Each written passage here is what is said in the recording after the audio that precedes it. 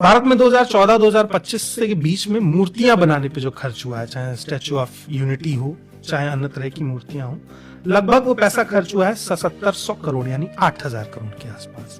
इतने पैसे में 8000 तो नहीं लेकिन 800 स्कूल बन सकते थे और उन सभी स्कूलों का नाम सरदार पटेल महाविद्यालय रखा जाता तो मुझे लगता है सरदार पटेल को ज्यादा बेहतर से लोग जान पाते और उसमें एक सब्जेक्ट ऐड किया जाता कि कैसे सरदार पटेल ने 546 रियासतों को एकजुट किया।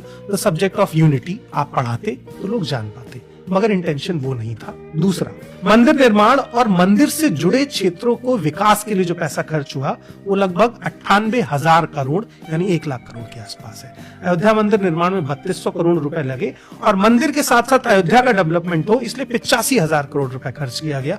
कहां हुआ ये मुझे नहीं पता है, मगर सरकार ने इतना पैसा खर्च किया है। यानी कितना पैसा हो गया? लगभग 1,07,000 करोड़। उसके बाद कुंभ मेले में लगभग 15 से 16,000 करोड़ रुपए खर्च किया गया।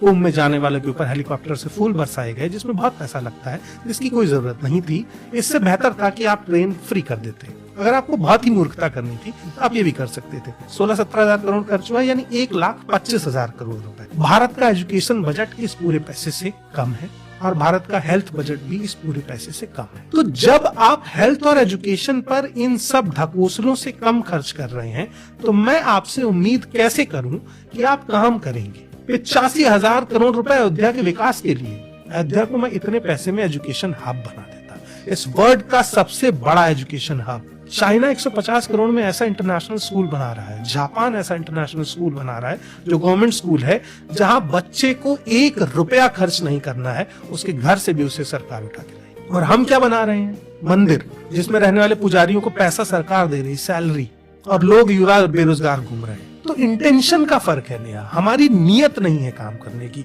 हमारे देश के नेता पैदाइशी कामचोर हैं, हमें ये मानना पड़ेगा, चाहे वो किसी पार्टी से आते हैं। आप मुझे कांग्रेसी कहें, भाजपाई कहें, आम आदमी पार्टी कहें, आप मुझे बहुजन समाज पार्टी का कहें, उससे मुझे कोई फर्क नहीं पड़ता। जो नेता पावर में आएगा वो चोर होगा अगर आप उसे चोरी से नहीं रोकेंगे। सिंपल सी बात है। आप इस भरोसे पे सरकार को नहीं छोड़ सकते कि ये मेरी पार्टी के लोग हैं तो ये चोरी नहीं करें। तो ये डेटा बताता है कि आपकी अकाउंटेबिलिटी में कितना बड़ा लूपहोल है।